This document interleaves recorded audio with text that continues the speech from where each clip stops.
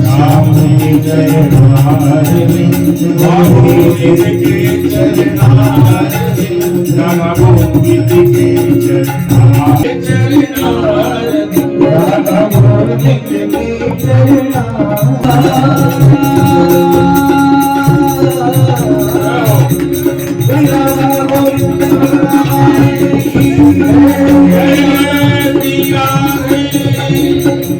और इस ऐसे मंगल अवसर पर श्री राधा गोविंद देव जी मंदिर के गोसाई जी महाराज बहन श्री अंजन कुमार जी गोस्वामी जी आज हमारे बीच यहाँ पर गोविंद देव जी मंदिर से, और युवराज स्वामी श्री मानस जी भी हमारे बीच आज यहाँ पर, उनका व्यासपीठ से अभिनंदन।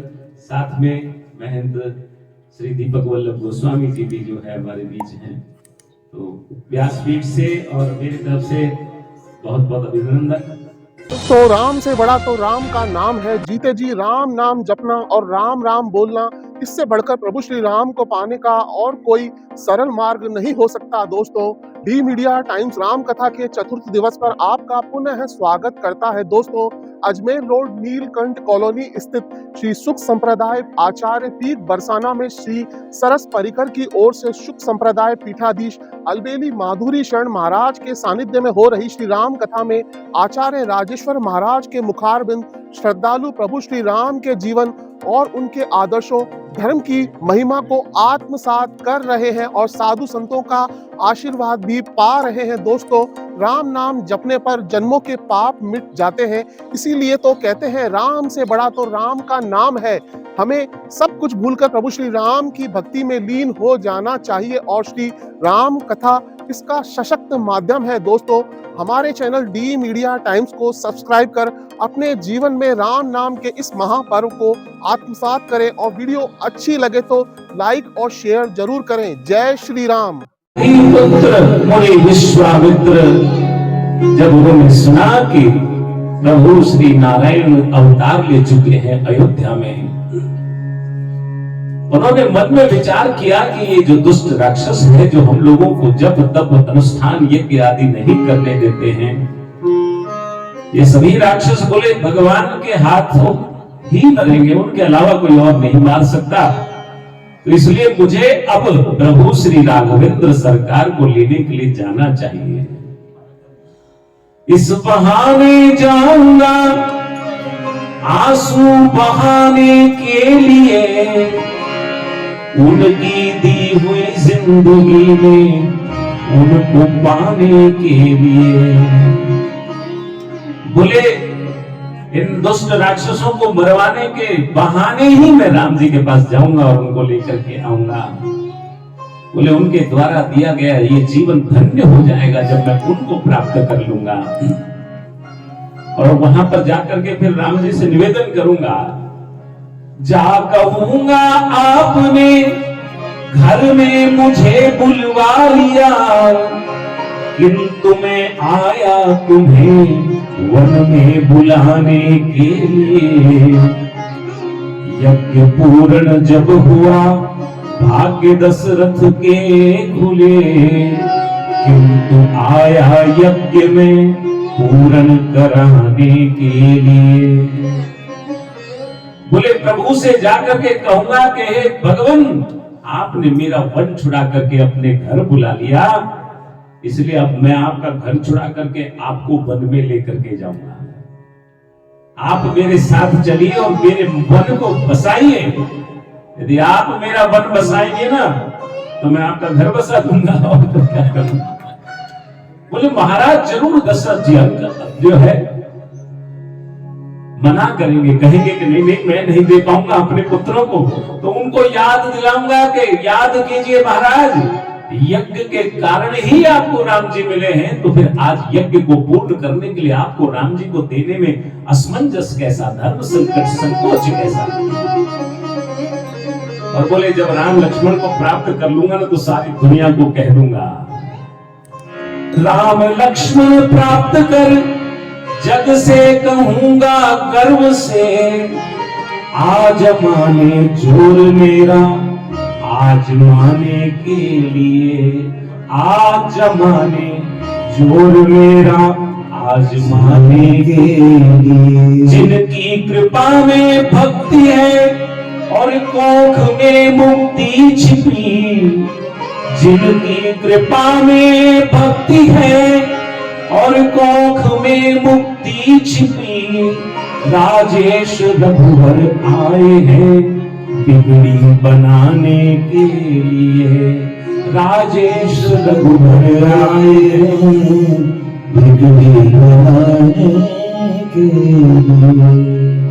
बोले मैं प्रभु श्री राघवेंद्र सरकार को पाने के बाद दोनों भाइयों को फिर इस जमाने से कहूंगा अब आओ कौन है मेरा जोर आजमाना चाहता है, क्योंकि ये राक्षस लोग जो बड़ा अभिमानी है और यहाँ पर वो जानते हैं मुनि विश्वामित्र कि ये दुष्ट राक्षसों का अंत राम जी के बिना नहीं निकलेगा।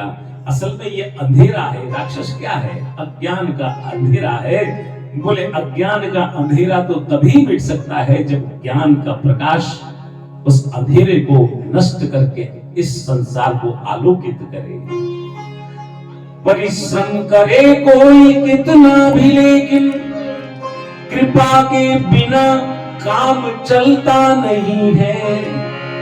निराशा निशा नष्ट होती न जब तक, दया भानु जब तक निकलता नहीं है। दमित वासनाएं अमित रूप ले जब, अंतःकरण में उपद्रव मचाती, तब फिर कृपा सिंधु श्री राम जी के अनुग्रह बिना मन संभलता नहीं। कृपा के बिना काम चलता नहीं है। कोई कितना ही परिश्रम कर ले, कोई कितना ही मेहनत कर ले, बोले जब तक राघवेंद्र सरकार की कृपा नहीं होती तो काम बनता नहीं, काम चलता नहीं महाराज। बोले ये निराशा की ये घोर रात्रि जो है ये तब तक है जब तक दया भानु स्वयं प्रकट नहीं हो जाते महाराज। बोले दमित वासनाएं, दबी हुई जो वासनाएं है ना हमारे अंतःकरण में बार बार उपद्रव मचाती है, परंतु बोले जब श्री राघवेंद्र सरकार का अनुग्रह प्राप्त हो जाता है तो ये सारी वासनाओं का नाश अपने आप ही हो जाता है। और तब मुनि विश्वामित्र के आने का समाचार सुना महाराज दशरथ जी ने। दशरथ जी घबरा गए, क्योंकि दूसरी बार अयोध्या में पधार रहे। एक बार पहले भी तो आए थे। कब आए थे महाराज? हरिश्चंद्र जी के समय। वशिष्ठ जी तो सदा से ही थे महाराज, इस कुल के गुरु। वशिष्ठ जी पता नहीं कितने पीढ़ियों से इनके कुल पुरोहित हैं। और वशिष्ठ जी ने भी एक बात की, वशिष्ठ जी की बात याद दिला दी छेल बिहारी जी ने।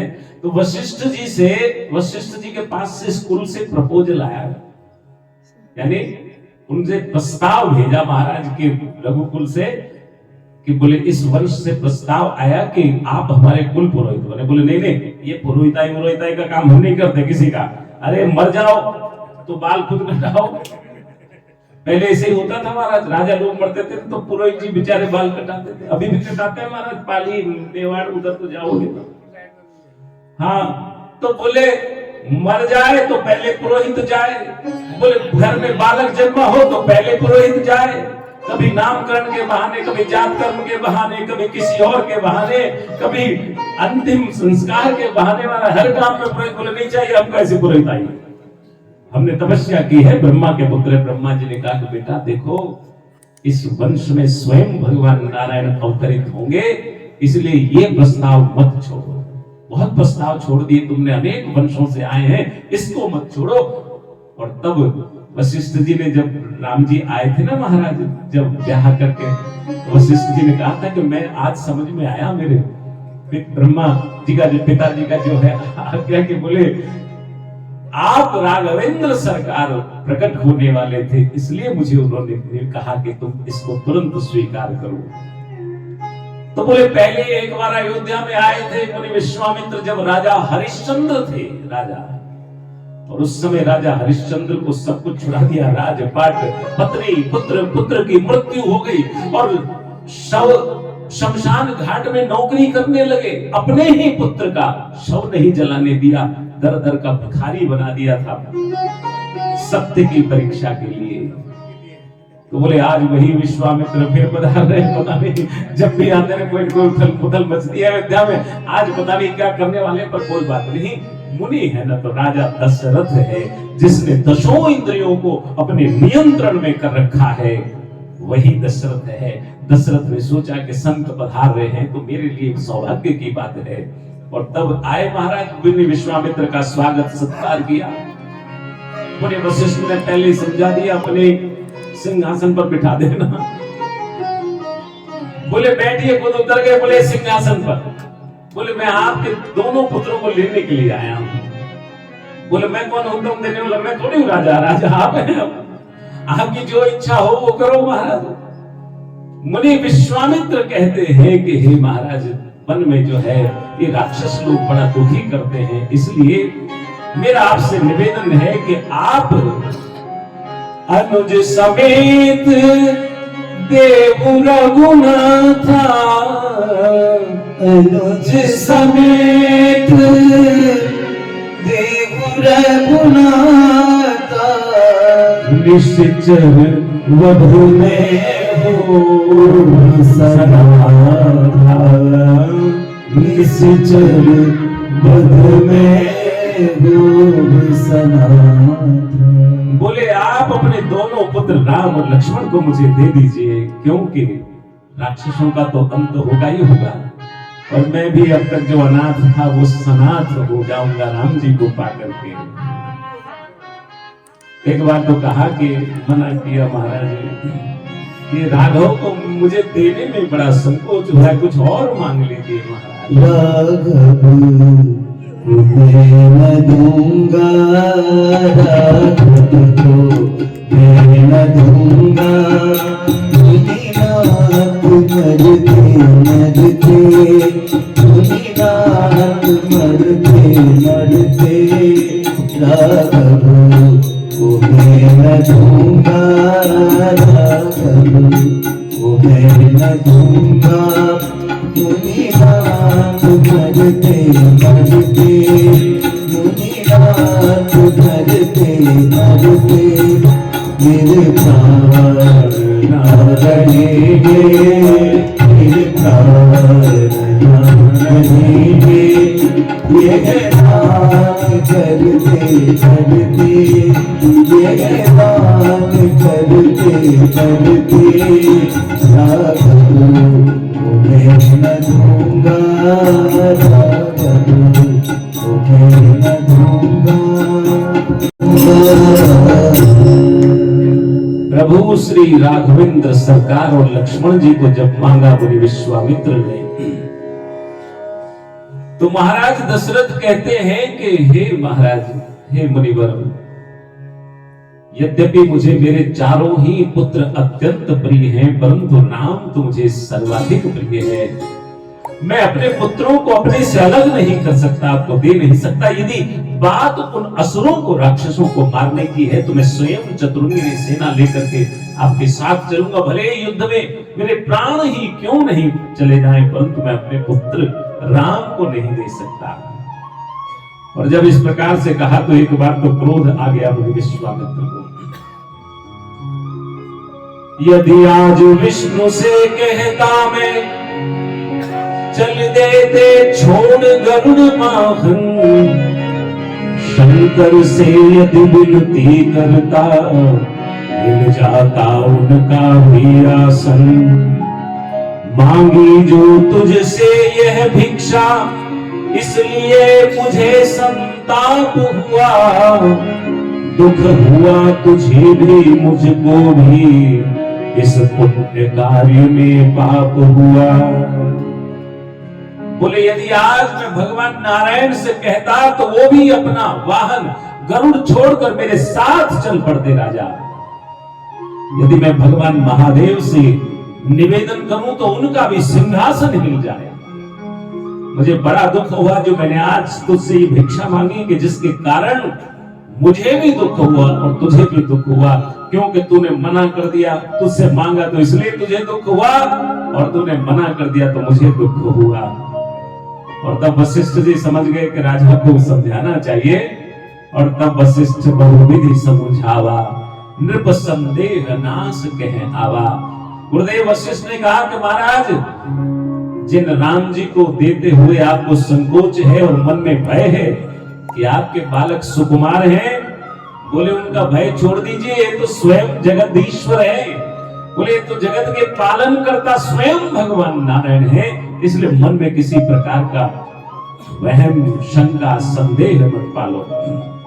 और तब महाराज दशरथ ने कहा कि राम जाओ, जाकर के अब दोनों भाई अपने माओ से आज्ञा लेकर के आओ। माताओं से आज्ञा लेकर के आए महाराज, और जब माताओं से आज्ञा लेकर के आए तो महाराज दशरथ ने कहा कि हे पुत्रों, कभी भी गुरुदेव की सेवा में कभी कोई कमी नहीं रहनी चाहिए, किसी प्रकार की त्रुटि, किसी प्रकार की भूल नहीं होनी चाहिए गुरु की सेवा में। और गुरु जी से भी कह दिया कि इनसे कोई भूल हो जाए ना तो इन्हें अपना पुत्र मान करके क्षमा कर दीजिएगा। महाराज ने पहले कह दिया कि अपना पुत्र मान करके, क्योंकि पुत्र को माता पिता तो हमेशा क्षमा ही करते रहते हैं महाराज। कभी छोटी गलती हो जाए, कभी बड़ी भी गलती हो जाए, फिर भी माता पिता हमेशा अपने बालकों को, अपने संतानों को क्षमा ही करते हैं। इसलिए कहा कि बोले राजा का पुत्र कहूंगा तो फिर भी संकोच होगा, इसलिए पुत्र कह दिया महाराज। और तब कहते हैं कि यहाँ पर गोसाई जी लिखते हैं कि भगवान राघवेंद्र सरकार में 6 प्रकार की वीरता है।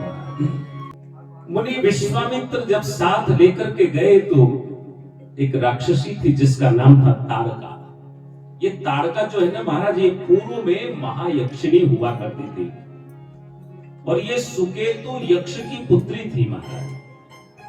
जम्ब के पुत्र सुंद की ये पत्नी थी, और अगस्त ऋषि के श्राप के कारण ये महायक्षिणी नरभक्षी राक्षसी बन गई महाराज।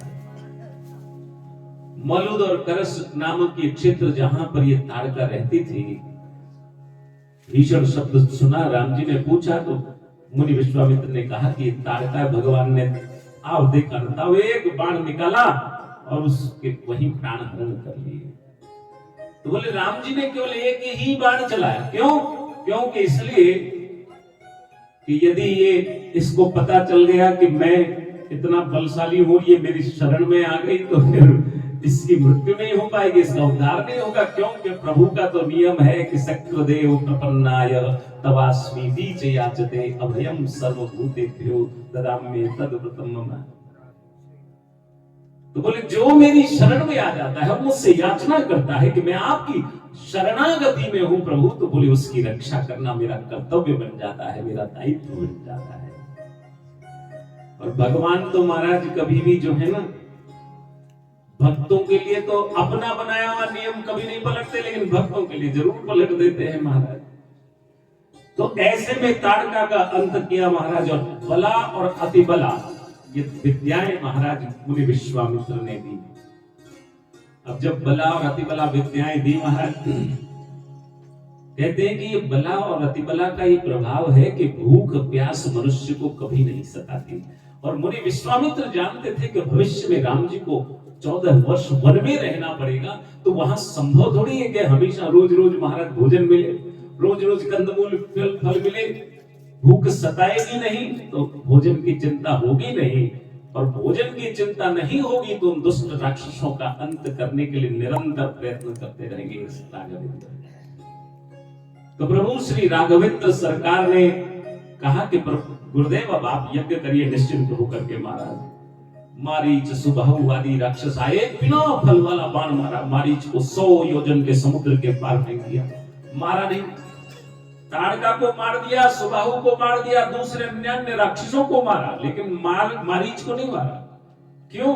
क्योंकि प्रभु जानते थे कि इसकी आवश्यकता रावण को पड़ेगी, इसलिए मारा नहीं। कि इसको बोले आगे की लीला में इसका कुछ सहयोग करना है रावण का, इसलिए नहीं मारा। और तब एक दिन जो है गुरुदेव मुनि विश्वामित्र ने कहा कि राम महाराज जनक ने अपनी पुत्री सीता के लिए बोले स्वयंवर की घोषणा की है, धनुष यज्ञ की घोषणा की है, तो चलो चल करके हम भी उस धनुष यज्ञ को देखें।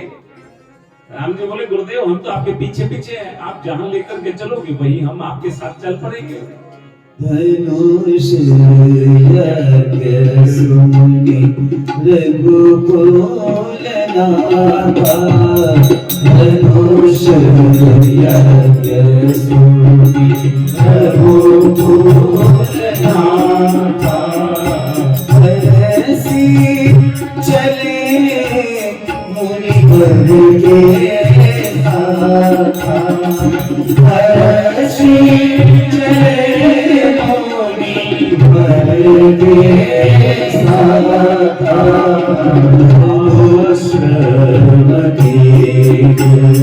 देख मग मारी आश्रम देख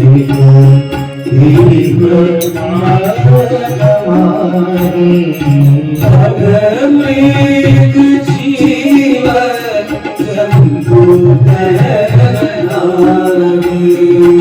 अगमेघ जीवन जंतु तैनागी, ऊंची मुनि सियार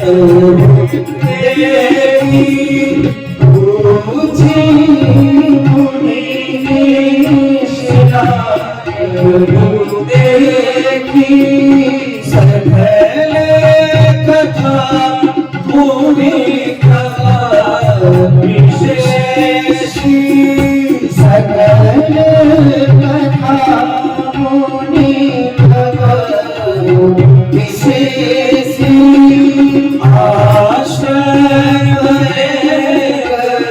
देख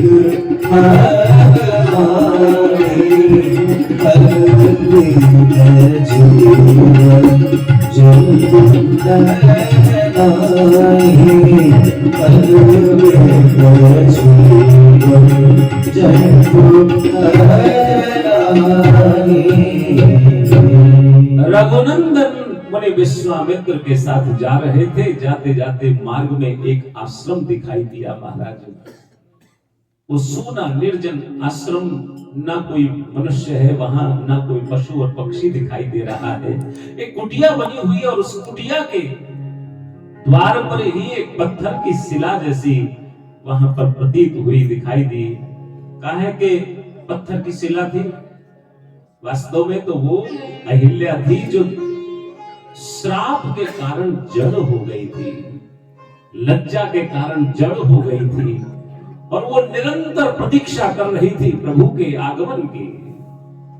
और उस आश्रम में देखा कोई जीव जंतु पुरुष नहीं, वहां पर कोई स्त्री नहीं, कोई मनुष्य नहीं, कोई पशु नहीं, कोई पक्षी नहीं। और ऐसे में राम जी ने पूछा कि हे गुरुदेव ये आश्रम किसका है?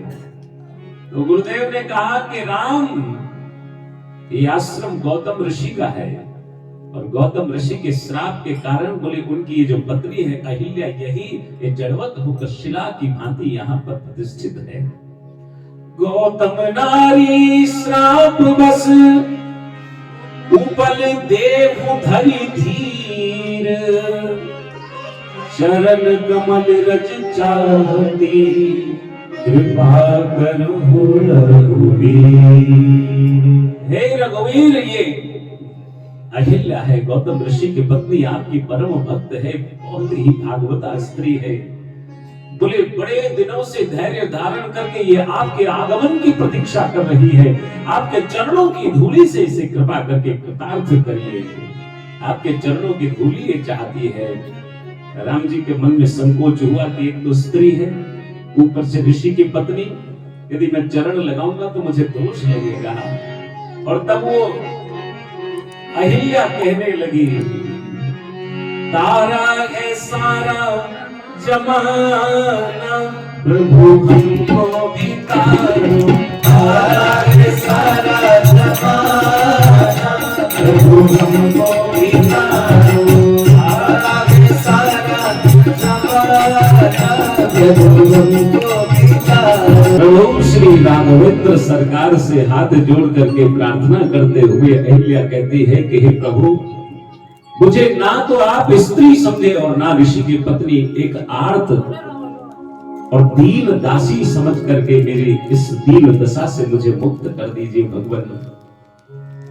बोले मैं ना, मुझे एक स्त्री समझिए, मैं तो आपकी दासी हूं। बोले हे भगवान, यदि आप कृपा नहीं करेंगे तो कौन करेगा इस जड़, इस शिला रूपी इस अहिल्या पर। भगवान ने सोचा कि अब जो पाप लगे सो लगे, होगी जो देखी जाएगी बाद में, अभी तो इसका जो है दीन अवस्था में पड़ी हुई इस अहिल्या का उद्धार करना है। और प्रभु ने जैसे ही चरण उठाया महाराज धूली के साथ, पवन देव ने सोचा कि प्रभु को क्यों दोष लगने दिया जाए, धूली को उड़ाया और शिला को स्पर्श करा दिया महाराज। और जैसे ही चरणों की धूली ने स्पर्श किया अहिल्या के शरीर को, उसका शरीर पूर्ववत हो गया पहले जैसा। और तब प्रभु ने उसे अपना लोक प्रदान किया, सायुज्य मुक्ति प्रदान की। अब यहां से गए जनकपुर पहुंचे, महाराज जनक ने स्वागत सत्कार करके महाराज एक महल में ठहरा दिया। महाराज थोड़ा ले सकता हूं कि 20-25 मिनट और महाराज, आधा घंटा बैठ सकते।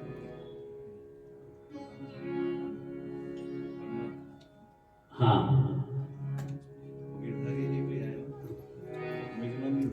अच्छा,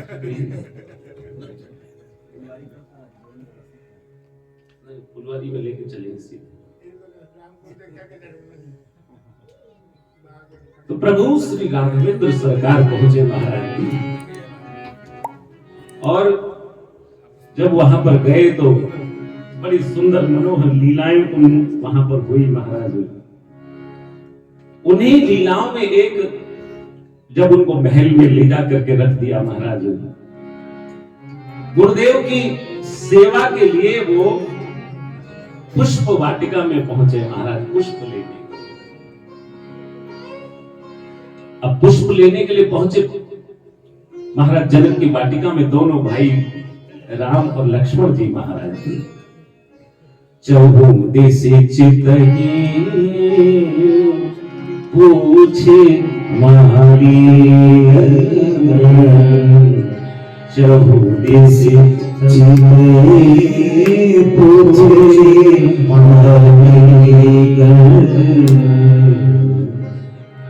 मालियों को ढूंढ रहे हैं, सोच रहे हैं कोई दिखाई नहीं दे रहा। लक्ष्मण से कह रहे हैं राम जी से कि लक्ष्मण कोई दिखाई नहीं दे रहा, मालियों को खोज रहे हैं महाराज।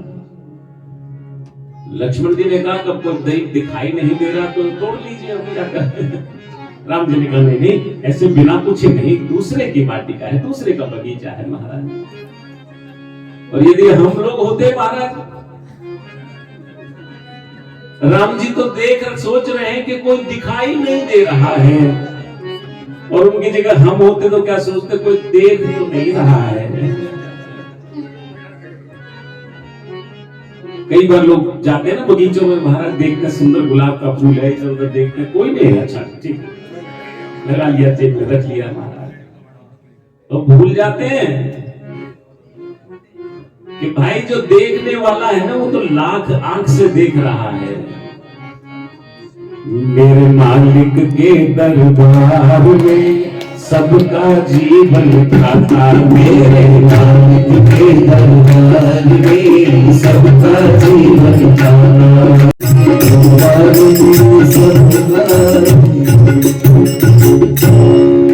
अब महाराज यहाँ पर कोई दिखाई नहीं दे रहा, राम जी ढूंढ रहे हैं मालियों को कि माली कहाँ है।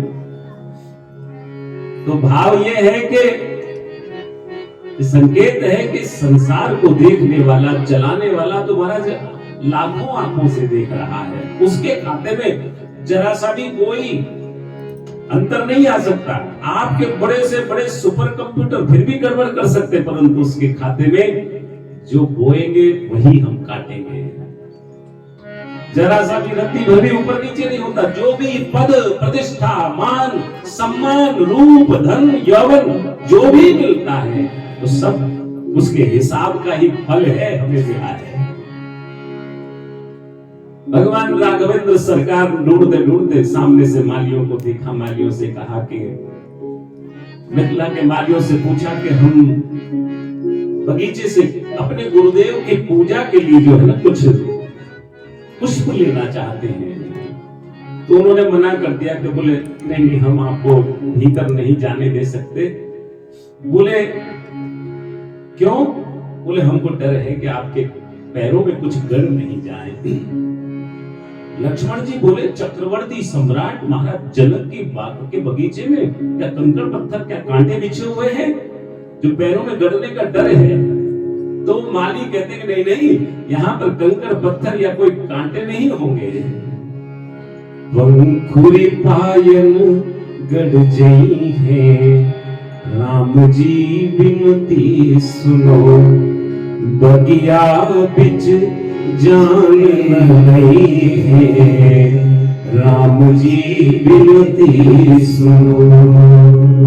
कोमल चरण कमल बिनु पनहि, कोमल चरण कमल बिनु पनहि, पंखुरी पायन गई है, राम जी बिनती सुनो, बगिया बिच जाने नहीं, राम जी बिनती सुनो। बोले हे रघुनंदन, हमें भय इस बात का नहीं है कि आपके चरणों में कहीं कांटे, कंकड़ या पत्थर चुभेंगे।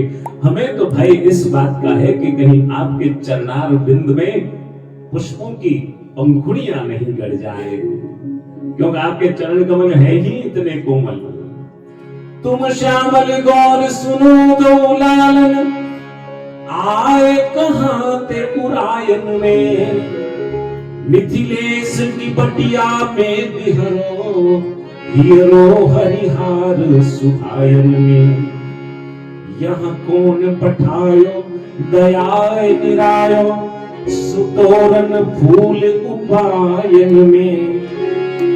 रघुराज कहूँ गड़ी जय लला, तू पान की पाखुरी पायन में। बोले आप कौन हैं, कहां से पधारे हैं? बोले मिथिलेश की महाराज जनक की इस वाटिका में आप किसे ढूंढते ढूंढते क्या लेने के लिए पधारे हैं? किसने भेजा आपको यहाँ पर? तो रघुनंदन ने कहा कि हम तो पुष्प तोड़ने के लिए आए, अपने गुरुदेव की पूजा की सामग्री इकट्ठा करने के लिए आए हैं। तो बोले हमको डर है आपके चरणार बिंद में, आपके चरणों में कहीं पुष्प की पंखुड़ियां नहीं गड़ जाए। रघुनंदन के चरणार बिंद इतने ही कोमल है महाराज, क्योंकि कमल से कोमल है कमला, और कमला के कर कमल कितने कमल जो है कोमल होंगे महाराज, क्योंकि जिन कर कमलों के द्वारा जिन चरणार बिंदों को दबाया जाता हो तो और भी कोमल होंगे महाराज। इसलिए अब महाराज उन्होंने कहा कि राम जी बोले कि चिंता मत करो, हमारे पैरों में कुछ भी नहीं गिरेगा, हम चले जाएंगे, हमें जाने दो। बोले नहीं नहीं, हम नहीं जाने दे सकते। बोले क्यों? एक और डर है। बोले क्या डर है? बोले भीतर भंवरे बहुत हैं। बोले भंवरों से क्या डर? अरे बोले भंवरों को जो है ना कमल बहुत प्रिय है महाराज। बोले भंवरों को कोमल बहुत प्रिय है, और आपको देख करके भंवरे कहीं आपको घेर नहीं ले, क्योंकि इतने सारे कमल जो ठहरे। बोले एक तो आपका मुख ही कमल के समान सुंदर, और फिर उसमें दो दो नेत्र नयन कमल महाराज। इसीलिए तो कहते हैं ना कि नव कंज लोचन कंज मुख कर कंज पद कंजारू। बोले एक तो मुख कमल, उसमें भी दो दो नयन, दो दो कमल, नेत्र कमल। तो बोले इतने सारे कमलों को देखकर वो भंवरे भ्रमित नहीं हो जाए, आपको घेर नहीं ले, इसलिए बोले हम आपको जाने नहीं देना चाहते हैं। राम जी बोले चिंता मत करो, कुछ नहीं होगा, हम सबसे निपट लेंगे। बोले नहीं, फिर एक और डर है। बोले अब क्या डर है? बोले डर ये है कि हमने सुना है कि आपके चरणों की धूलि में कोई जादू है। बोले फिर क्या होगा उससे? बोले अरे हमारे जब पत्थर की शिला ही स्त्री बन गई तो हमारे इतने सारे पेड़ पौधे कहीं आपके चरणों की धूली से स्त्रियां बन गई तो हम क्या जवाब देंगे महाराज जनक को? बोले एक काम करते हैं, आप चिंता मत करो, जो हम सरोवर में जाकर के जो ना अपने पैरों को धो लेते हैं, हाथ पैर धो लेते हैं, और तो क्या करें। और बोले वो पत्थरों की सीढ़ियां जो सरोवर में बनी हुई है वो स्त्रियां बन गई तो बोले आपकी ये जादुई चरण कमल, बोले कुछ हो गया तो हम, बोले फिर भैया कोई तो उपाय होगा। बोले हम ही लाके दे देते हैं, अपने नहीं, गुरु जी की सेवा का काम है, हम तुमको क्यों कष्ट दें। बोले फिर कैसे प्रवेश मिलेगा हमको? बोले प्रवेश मिलने का एक ही तरीका है, सीता जी की जय जयकार करो, किशोरी जी की जय बोलो। हमारे यहाँ तो उन्हीं की महत्ता है, उन्हीं की प्रधानता है। अब किशोरी जी कौन? किशोरी जी है भक्ति। भक्ति के घर में प्रवेश करना है तो बोले भगवान को भी जय जयकार करनी पड़ती है महाराज। बोले भक्ति की सत्ता स्वीकार करे तो बोले प्रेम की वाटिका में प्रवेश करने के लिए भगवान को भी भक्ति की सत्ता को स्वीकार करना पड़ता है। बोले किशोरी जी की जय जयकार करोगे, सीता जी की जय जयकार करोगे तो प्रवेश कर लेने देगा, हम काय को जय जयकार करें नाम की। बोले लक्ष्मण जी बोले भैया मन में तो हमेशा करते हो, आज इनके सामने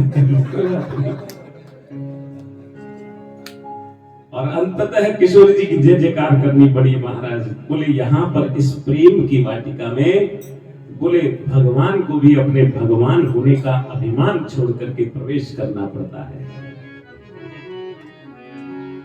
खुशरो दरिया प्रेम का वागी उल्टी धार, जो भरा सो डूब गया, जो डूबा सो पार। बोले प्रेम, ये भक्ति जो है ना महाराज, इसकी वाटिका में प्रवेश के लिए तो बोले तो नदी ऐसी है, प्रेम की नदी तो जिसकी चाल बड़ी टेढ़ी मेढ़ी है महाराज। इसमें तो बोले जब तक डूबोगे नहीं ना तब तक इस भक्ति की मिठास का अनुभव नहीं कर पाओगे।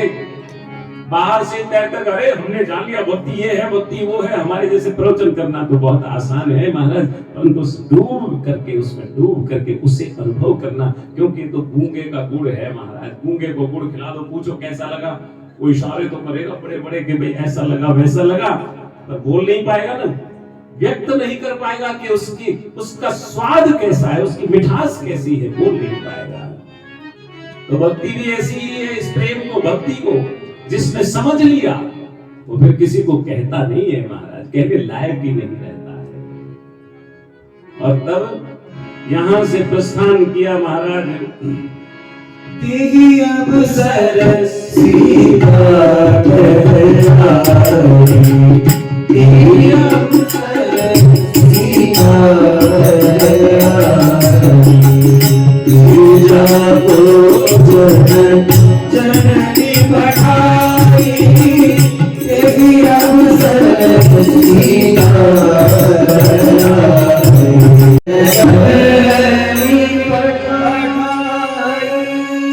उसी समय सीता जी भी पधारी अपने सखियों के साथ माता पार्वती जी की पूजा करने के लिए। मां ने कहा कि जाओ, योग्य वर की प्राप्ति के लिए माता पार्वती जी से पूजा करो। और माता पार्वती जी की पूजा के लिए गई। एक सखी जो है ना महाराज उनसे बिछुड़ करके वहां पहुंच गई जहां राम जी और लक्ष्मण जी खड़े थे। उनको देखा तो देख करके वापस जो है ना महाराज दौड़ पड़ी और दौड़ करके पार्वती जी के मंदिर में सीता आदि अन्य सखियां खड़ी थी तो उनसे जाकर के कहने लगी कि अरे सुनो, उन दोनों राजकुमारों को मैंने देखा है जिनका नगर भर में चर्चा है, जिनकी मनोहरता का, जिनकी सुंदरता का। और तब बोले सबने कहा फिर तो चलो चलो हमको भी देखना चाहिए। और सबकी सब सखियां महाराज वहां से चल पड़ी। क्योंकि उसने कहा, सखियों ने पूछा कि कैसे दिखते हैं? बोले ये वर्णन नहीं कर सकती। बोले क्यों? जो जीवा बतला सकती है उस जीवा के है नैन नहीं, जिन नैनों से देखा उनको उनके जीवाया बहन नहीं। ये प्रेम की, भक्ति की पराकाष्ठा का भाव है। यानी वर्णन नहीं कर सकते। बोले जिन नेत्रों ने देखा वो बोल नहीं सकते, और जो जिह्वा बोल सकती उसने तो देखा ही नहीं। कोई आया सखी फूल भरी आई, कोई आया